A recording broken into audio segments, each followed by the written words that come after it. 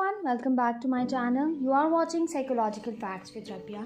आज हम जिस टॉपिक पे बात करने वाले हैं वो है how to talk to others with confidence.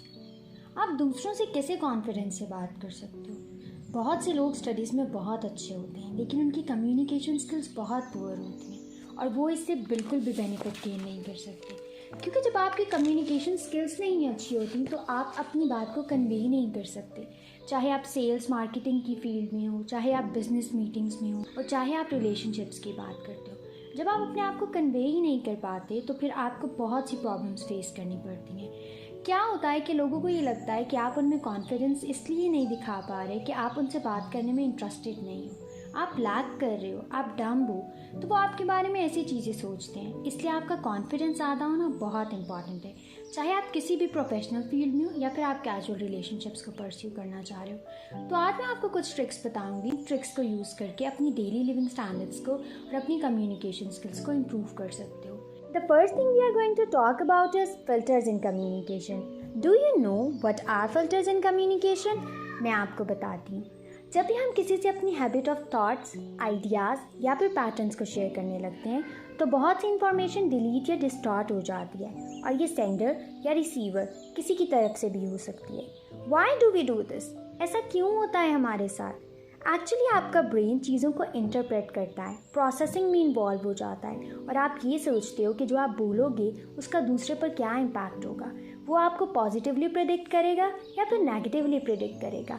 आप इसी सारी कॉम्प्लिकेशंस में आपका ब्रेन प्रोसेसिंग में लग जाता है और आप बिल्कुल एक डम्ब इंसान की तरह दूसरे के सामने खड़े रह जाते हो और आप कुछ नहीं बोलते। दो मेजर चीज़ें क्या होती हैं कि why do we do this, इसका आंसर ये है fear of conveying bad news and to please the receiver. आप इन दो चीज़ों में इन्वॉल्व हो जाते हो कि दूसरे पे इम्पैक्ट क्या होगा और आप कुछ भी नहीं बोलते। लेकिन कुछ भी बोलना किसी बात का कोई भी सॉल्यूशन नहीं है, क्योंकि अगर आप दूसरे को ये दिखा रहे हो कि आप तो डम्ब हो, आपको तो कुछ आता ही नहीं है, आप तो इंटरेस्टेड ही नहीं हो, तो ये सारी चीज़ें ज़्यादा बुरा इम्पैक्ट डालती हैं। तो इसलिए आपने क्या करना है कि जब भी आप किसी की बात को सुन रहे हो, आपके दिमाग में जो भी ऑटोमेटेड रिस्पॉन्स आ रहा है आप उसको शेयर कर दो। आपने किसी स्टिम्युलाई को सुना, आप अपना रिस्पॉन्स शेयर करो। अगर रिस्पॉन्स शेयर नहीं करोगे तब भी तो आप डम्ब ही कहलाओगे ना। तो इससे अच्छा है कि आप अपना रिस्पॉन्स शेयर करो। You have to be blunt out your thoughts, speak without that. No filter approach कहते हैं इसको, और जो हम ऑटोमेटेड रिस्पॉन्स देते हैं उसको ऑटोमेटेड रिस्पॉन्स मैकेनिज्म कहा जाता है। आपके दिमाग में जो भी आ रहा है just blurt out your thoughts. दूसरों के सामने अपने आप को कन्वे तो करो, बाद में जो वो आपके बारे में सोचेंगे वो बात की कहानी है, लेकिन अगर बोलोगे ही नहीं तो वो तो सोचेंगे ही नहीं ना। तो इसलिए speak out your thoughts, display your words, tell others that you have something to say, tell others that you are very attractive और आपके पास बहुत कुछ है कहने। The next thing we are going to talk about is pratfall effect. Elliot Aronson ने 1966 में प्रैटफॉल effect को सबसे पहले स्टडी किया था। इलियट लोरेंसन एक सोशल साइकोलॉजिस्ट थे। उन्होंने ये कहा कि आप अपनी लाइकेबिलिटी को इंक्रीज कर सकते हो by making mistakes in front of others. सुनने ही में बात बहुत ही ऑड लगती है ना, कि कैसे आप किसी के सामने अपनी मिस्टेक्स करके अपने आप को कैसे अच्छा साबित कर सकते हो।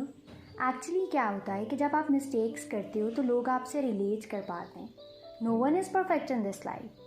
और फिर क्या होता है कि दूसरे लोग समझते हैं कि ये भी मेरी तरह एक नॉर्मल इंसान है जो कि मिस्टेक्स करता है, और आप मिस्टेक्स करके दूसरों के साथ ज़्यादा रिलेट करते हो।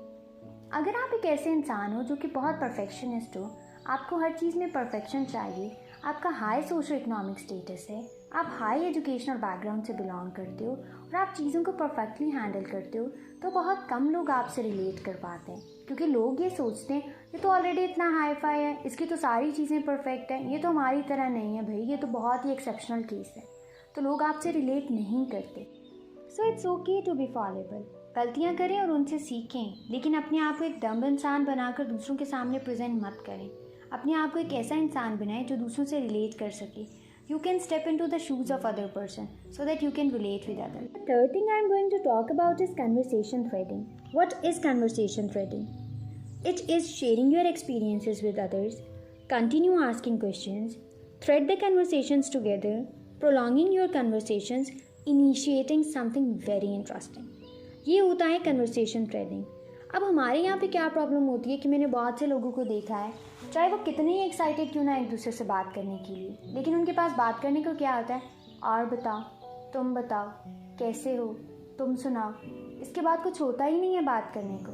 चाहे आप किसी भी सोर्स से बात करें हो, फ़ोन से, आप किसी से इन पर्सन बात करें, जब आपके पास कुछ बात करने को नहीं है तो क्या बचेगा?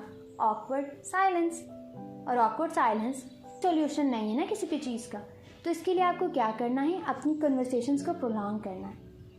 अब सबसे पहले आपको किसी भी कन्वर्सेशन में इंडल्ज होने से पहले कुछ रूल्स जानने चाहिए that how to keep a conversation going.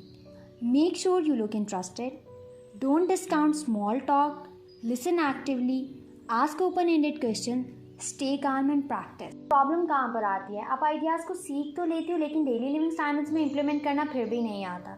एक छोटी सी एग्जांपल आपके सामने रखूँगी।